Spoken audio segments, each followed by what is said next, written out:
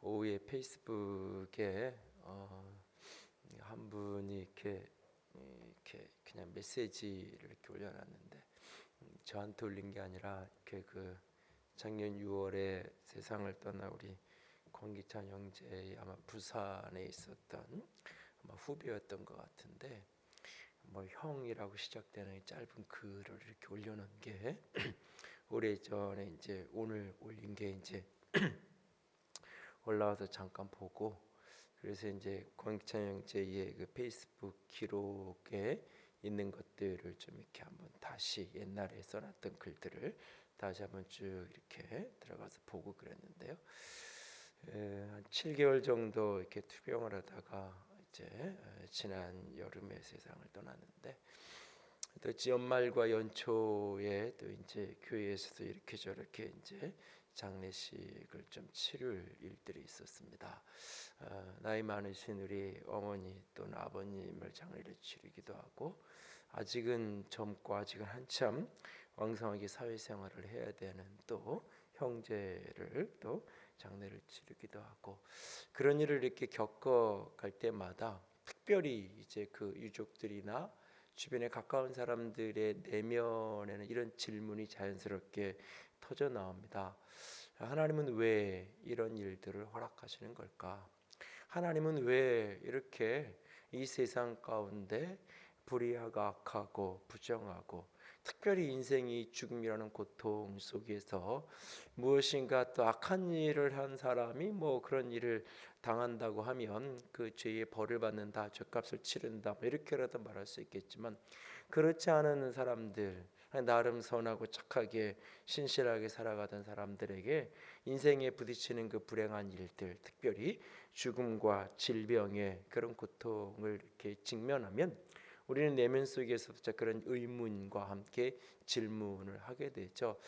그러면서 그 질문이 결국은 풀리지 않아서 결국 하나님을 떠나가는, 사실은 그런 일도 있기도 합니다. 사실은 뭐 이렇게 그 공채영제인 같은 경우는 원래 그 어머니가 조금 또 이제 일찍 이제 나이가 그렇게 많지 않은 상황에서 신실하게 신앙생활 하시던 분인데, 조금 일찍 뭐 이렇게 보통 일반적인 어르신보다 좀 일찍 돌아가셨고, 또 누님도 참 신앙생활 열심히 하시고 이렇게 전사로 섬기던 분이셨는데 좀 일찍 세상을 떠나셨고, 질병으로. 그 일들을 이렇게 겪으면서 신앙이 회의가 와가지고, 사실은 오랜 세월 동안 이렇게 몸은 예배당 안에 있지만 사실 자신의 마음과 영은 다 신앙에서 멀리 떠나 있는, 하나님에 대한 회의와 불신과 그런 어떤 고민들을 굉장히 많이 갖고 있던 분이셨어요. 그래서 그런 이야기들을 이제 이 교회를 이제 대형 교회를 다니다가 저희 교회를 이제 옮겨와서부터 이런저런 교제를 하면서 참 많은 이야기들을 이렇게 나누면서 고민을 나누고, 어떤 그런 부분들을 깊이 나누면서 그 속에서 이제 다시금 믿음을 회복해가고, 그럼에도 불구하고 하나님이 선하신 분이고 신실하신 분임을 믿기로 작정하고 믿음을 다시 회복해가는 그런 여정 속에서 또 그런 예기치 못한 질병을 이렇게 안게 되고, 그 일로 이제 하나님 천국에 먼저 갔는데, 그 일들을 옆에서 이렇게 보면서도 제 속에서 여전히 그런 의문이 이렇게 터져 나오죠.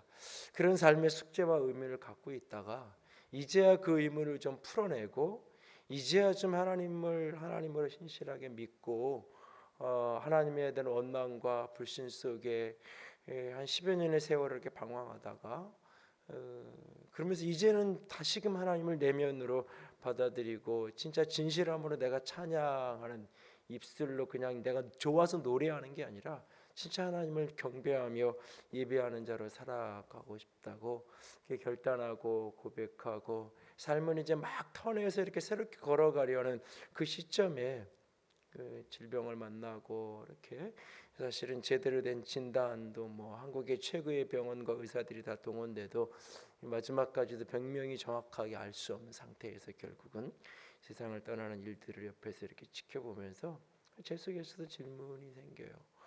하나님은 왜? 하나님은 왜?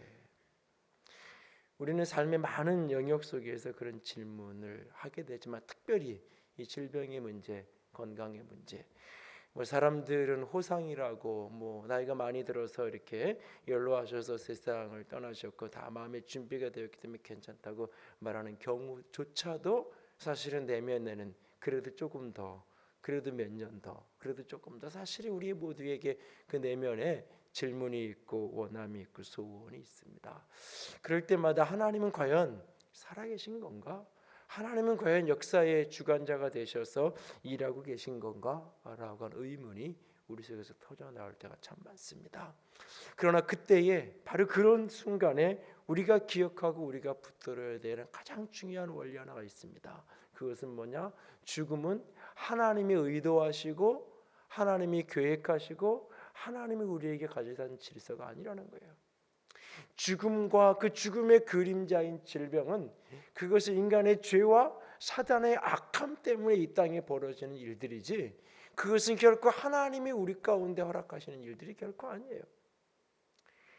수년 전에 그 세월호 사건이 났을 때도 그날 저녁, 그 다음날 저녁인가 성경 공부를 하고 이렇게 앉았는데 한 분이 질문을 저에게 하죠. 하나님은 왜 이런 일을 허락하셔서 이렇게 젊은 어린 학생들이 이렇게 죽게 놔두는 거냐고. 제가 그분의 눈을 쫙 쳐다보면서 분명하게 이야기했어요. 하나님이 그 아이들 죽인 게 아니라고. 하나님이 물에 그렇게 수장시킨 게 아니라고. 악한 사람들이 그것이 어떤 이유에든지 악한 사람들이 결국은 출항시키지 말아야 될 날씨에도 출항을 시키고 여러 가지 일들이 나중에 이렇게 증명 아직도 다 밝혀지지 않은 여러 가지 미궁 속에 있는 일들이 있지만 그 사람의 악함이 벌어진 일이 사람이 악함이 저지른 행동이지 그것이 하나님이 그렇게 한 게 아니라고 분명하게 그분을 보면서 제가 이야기했던 기억도 나는데요. 우리는 인생의 고난이 닥치고 의문이 닥치고 특별히 질병과 아픔을 만날 때면 가장 먼저 나오는 반응이 하나님을 향한 원망과 하나님을 향한 불편한 내면의 반응이 우리 속에 일어나는 경우를 종종 보게 되어집니다. 그러나 기억하십시오. 그것은 이 세상의 모든 질병도 죽음도 그 어떤 것도 결코 하나님이 우리에게 가져다 준 게 아니에요. 그것은 사단이, 그것은 우리의 죄가 결국 그것을 자초한 일일 뿐이에요. 죄의 결과고 그 모든 것 속에 배후의 어둠의 영이 사단이 오늘도 역사하고 있는 거예요. 그래서 예수님께서 이 땅에 오셔서 행하신 많은 일들을 행하셨는데 예수님이 행하셨던 많은 일 가운데 하나가 뭐냐면 병을 고치는 일이에요. 병 고치고 귀신 쫓아내는 일이 예수님의 사역의 많은 프로테이지를 차지해요. 그리고 오늘 사도행전에 등장하는 교회의 모습도 마찬가지예요. 첫 번 교회의 출발이 안진뱅이 된 사람, 걷지 못하는 사람을 걷게 하는 일로 시작이 되는 거죠. 첫 번 교회가 하나님께 했던 기도의 모습도 하나님 우리 손으로 은사와 하나님의 기사와 표적들이 나타나게 해주세요 라고 기도했고 그 기도가 오늘 본문에 보면 그대로 응답되고 지고 있는 모습을 보게 됩니다. 사도들의 손을 통하여 민간의 표적과 기사가 많이 일어났다라고 이야기하고 있어요. 사도들의 손을 통해서 많은 표적이 나타나고 기사가 나타나고 특별히 수많은 병든 사람이 치유되고 병든 사람들이 놓여나는 그런 일들이 벌어지고 있는 거예요. 심지어는 15절에 보니까 병든 사람을 메고 거리에 나가 침대와 요 위에 누이고, 여기서 침대라는 것은 뭐 이게 침대는 과학이다 뭐 이런 얘기하는 그런 좋은 침대를 얘기하는 것이 아니라 야전 침대 같은 그런 걸 이야기하는 거예요. 그런 침대와 요를 누이고 베드로가 지나갈 때 그 그림자라도 누구에게 덮일까 봐라고. 베드로가 지나갈 때 그 그림자라도 덮이기를, 마치 예수님께서 지나가실 때 그 옷자락에라도 손을 닿으면, 그 옷자락이라도 만지면 내가 병이 나을 거라는 혈류병 걸린 여인이 그 옷자락에 손을 대었던 것처럼 어떤 사람들이 베드로가 지나갈 때 그 그림자라도 덮여지면 병이 나을까 하는 그런 소망을 가지고 예루살렘 부근의 수많은 사람들이 그것에 모여들었고 병든 사람과 더러운 귀신에게 괴로움 받는 사람들을 데리고 와서 다 나음을 얻었다라고 이야기하고 있어요. 예수님께서 삶을 살아가시면서 공생애 동안 하셨던 가장 중요한 사역 가운데 하나가 병을 고치고 귀신을 쫓아내서 자유케 하는 일이었어요.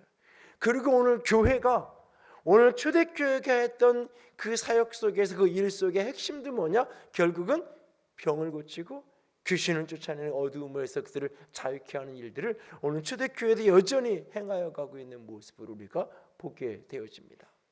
물론 이 치유라는 것이 단지 육체의 치유만이 아니라 이것은 영적인 치유를 포함하는 것이고 정서적인 내면의 치유를 포함하는 것을 이야기합니다.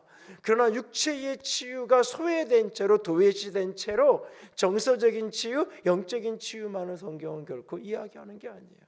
오늘 본문을 16절을 가만히 보면 병든 사람과 더러운 귀신에게 괴로움 받는 사람을 데리고 와서 다 나음을 입었다. 병든 사람 그리고 더러운 귀신에게 괴로움 받는 사람, 이것은 두 가지를 구분할 수도 있어요. 육체의 병이 든 어떤 병이 든 사람, 그리고 귀신 들린 사람, 이것을 구별하는 표현이기도 한 두 종류의 병이 들어서 아픈 경우, 귀신 들려서 아픈 경우라는 두 종류를 구별하는 표현이기도 하고 동시에 하나의 표현을 이중적 표현으로 설명하는 것일 수도 있어요. 이 표현은 병든 사람이 있는데 그 병이 어디서부터 온 거냐? 더러운 귀신으로부터 오게 된 것이다.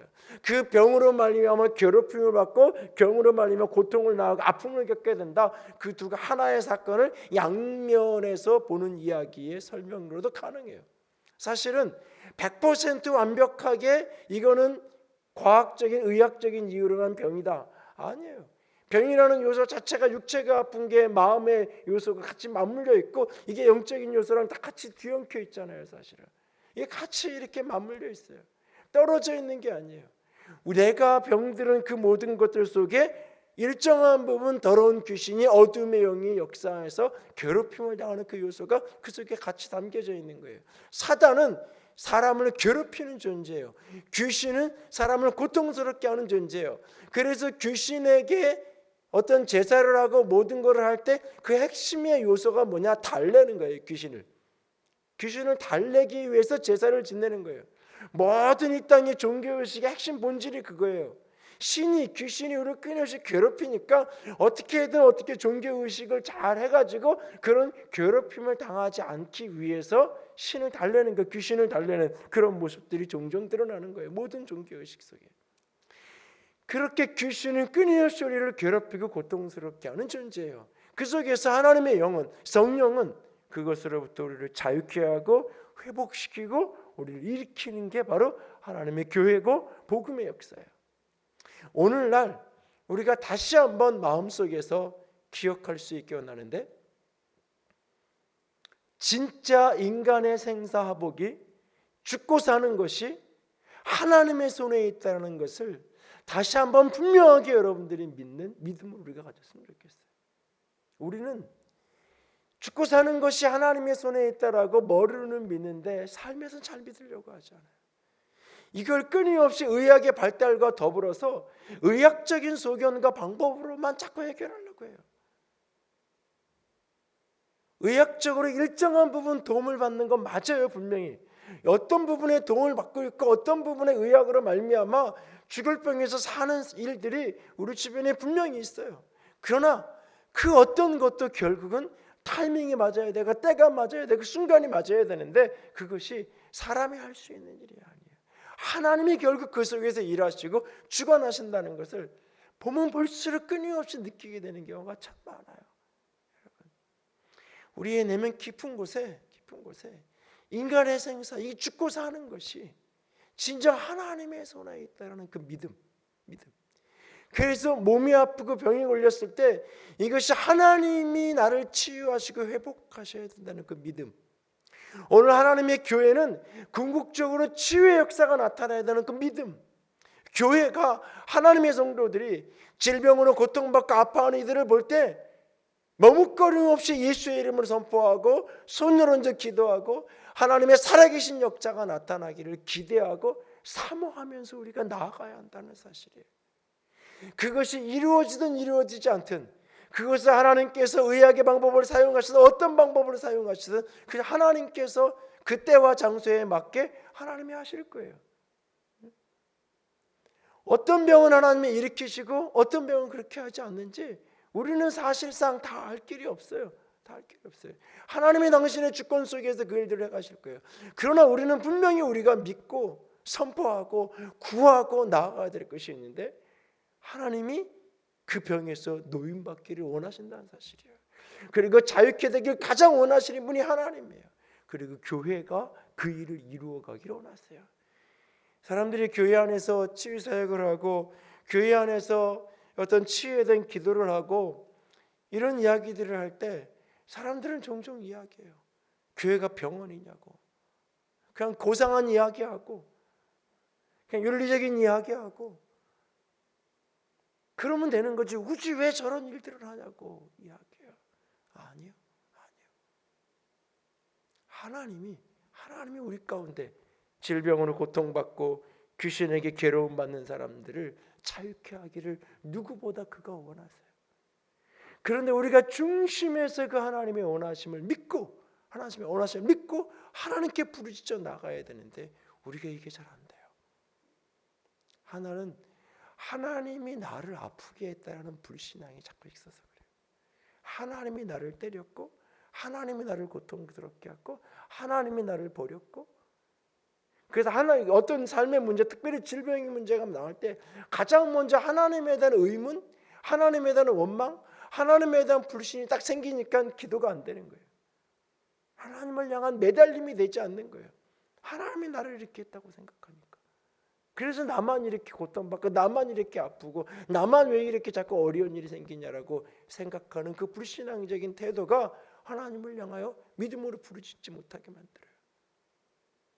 또 하나는 이거는 미개한 사회, 이런 어떤 그 과거 2000년적 의학이 발달하지 못했던 그런 시대에나 그런 것들이 필요한 것이지, 지금은 얼마든지 발달된 의학의 도구 속에서, 병원 속에서 얼마든지 해결될 수 있다고요? 아니에요. 화장장을 가보든지 뭐 여기 언덕 너머에 있는 이케아 뒤쪽에 있는 메모리얼 파크만 가봐도 거기 사진들을 한번 그냥 가볍게 쭉 둘러보세요. 나이 80이 넘고 90이 넘은 분들이 얼마나 계신가. 너무 어린 사람들, 너무 젊은 사람들이 수없이 있어요. 사람이 유언을 하고 죽는 사람이 10명 중에 3명밖에 안 된다 그래요. 유언을 하고 죽을 수 있는 것만 가지고도 축복인 거예요. 사실. 가족들하고 사랑하는 사람하고 마지막 눈인사를 하고 세상을 떠나는 사람이 10명 중에 3명밖에 안 된다는 거예요.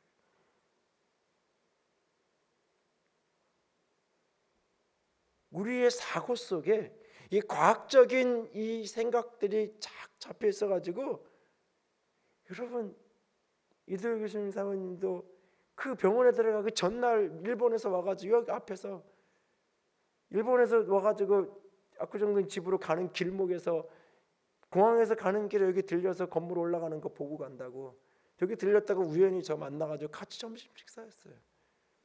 그날 밤에 갑자기 쇼크가 와서 병원에 들어간 거예요. 그리고 2달인가 3달인가 계시다가 바로 천국 가셨잖아요. 수술은 해요. 의사들이 잘랐는데요, 띄었는데요. 근데 이게 붙질 않는 거예요. 붙지 않으니까 그 사이에 바이러스가 감염이 되고 문제가 생기는 거예요. 잘라내는 거 의사가 하는데, 띄어내는 거 사람이 하는데, 아무리 묶어놔도 아무리 호치케스로 찍어놔도 붙어야죠. 이게 붙어야죠. 실로 꼬매놓는 것까지는 사람이 하는데 그게 붙는 건 사람이 하는 게 아닌 거예요. 하나님이 해야 그게 붙는 거예요. 제자지를 찾아 들어가는 거는 하나님이 하셔야 되는 거예요.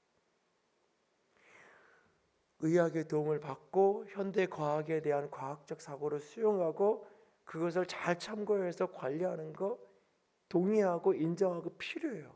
그러나 우리 속에 궁극적으로 생명의 주권이 하나님에게 있고 하나님이 치유하시고 하나님이 살리셔야 한다는 사실을 중심으로 믿을 수 있기 원합니다. 중심으로 우리 속에 그 믿음이 필요해요. 하나님의 사람들에게.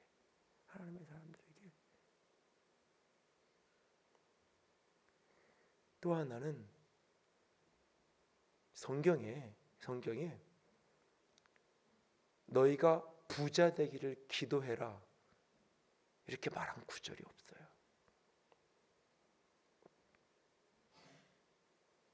너희 아이들 성공하기를, 좋은 대학 가길, 좋은 회사 붙기를 승진하기를 기도해라 이렇게 명령한 구절도 없어요. 근데 성경은 이렇게 말한 구절은 있어요. 병 낫기를 위해 기도해라. 너희 중에 병든 자가 있느냐?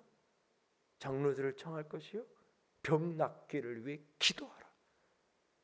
성경은 우리의 질병의 문제 앞에 그걸 가지고 하나님께 나아가서 부르짖기를 우리에게 명령하고 있어요. 옵션이 아니에요. 그러니까 병이 들렸는데 기도하지 않는 건 불순종이에요. 그 말씀을 그대로 이해하면, 그러니까 나는 믿음이 있으니까 기도하는 거고, 당신은 믿음 없으니까 기도하지 말고 그냥 병원 가서 약 먹어, 이런 문제가 아닌 거예요. 약을 먹든지 안 먹든지 수술을 하든지 안 하든지 그거랑 상관없이 기도하라고 이야기하고 있어요. 여러분, 내가 회사 다니는데 승진하기 위해서는 승진시킬 때 기도하잖아요. 기도만 해요? 열심히 직장생활 하잖아요. 고등학교 3학년 아이가 하나님 나 이런 대학 목표를 정했으니 가게 해주세요. 기도하잖아요. 그렇게 열심히 공부하잖아요. 병 낫기를 위해서 기도해요. 그리고 약 먹는 게 왜 잘못이에요?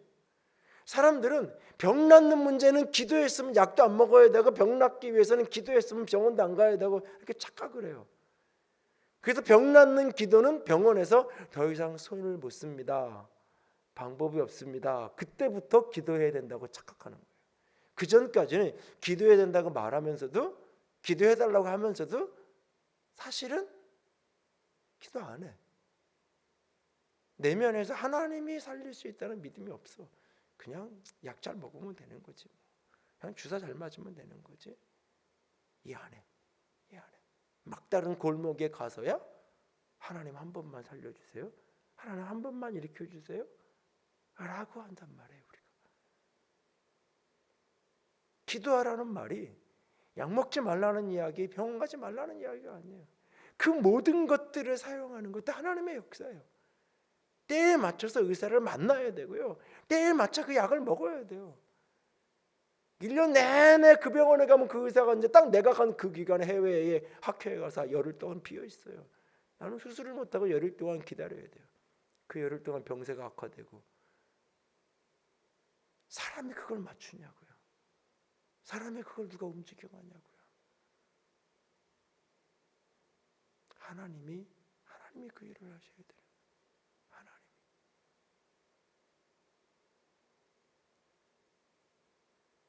제가 오래전에 서울구치소를 우리 교인 중에 한 명 면회를 갔다 오면서 하나님 우리 교회에 변호사 한 사람 생기게 해주네, 그런 기도를 한 적이 있어요. 도대체 가서 이렇게 말을 잠깐 하려고 해도 그 절차도 까다롭고 모르겠고 힘들고 못 만나게 하고 뭐 그래가지고 변호사라도 교인 중에 한 사람 있으면 전화해가지고 이렇게 좀 하라 그러면 어떻게 되지 않을까 그런 생각을 한 적이 있는데, 또 언젠가는 교인 중에 의사가 좀 있었으면 좋겠다 기도한 적이 있어요. 왜냐하면 뭐 물어보려고 하는데 제일 힘든 게 뭐냐면 무슨 과를 가야 되는지를 모르겠어요. 그냥 뭐 이게 병세는 두 번째고 누가 어디 아프다는데 이게 비뇨기과를 가야 되는지 산부인과를 가야 되는지 정형외과를 가야 되는지 조차도 때로는 모르겠는 거예요. 그래서 하나님 그런 사람들 생기게 해주세요 그런 기도를 한 적이 있는데, 그랬다가 하나님한테 혼나기만 했는데 내가 하면 되지 무슨 그런 사람을 찾냐고 그래가지고 내 속에서도 하나님께 하나님 어느 과를 가야 되냐고 묻는 게 아니라 의사가 생기면 해결이 되겠지. 근데 얼마 전에 보니까 의사들끼리 싸우더라고요. 서로 자기 과라고 저쪽 가지 말라 그러고 의사들끼리 자기 과 이쪽 과에 가야 된다고, 한 번 이쪽 과에 들어와서 이쪽 그 과로 계속 진료를 해야 된다고, 병원도 마음대로 못 옮기게 하기도 하고.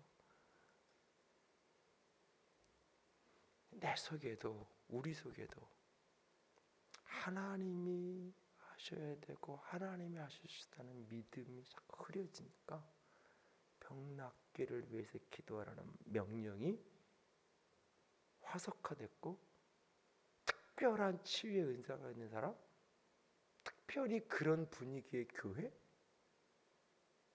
또는 아픈 사람들이 많은 공동체 그런 데서나 하는 일?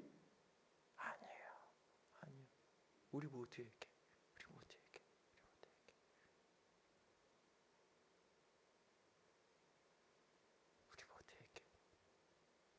하나님이 나를 이렇게 아프게 하는 게 아니라 사단이 나를 아프게 하는 거예요. 하나님은 여전히 선하신 분이에요.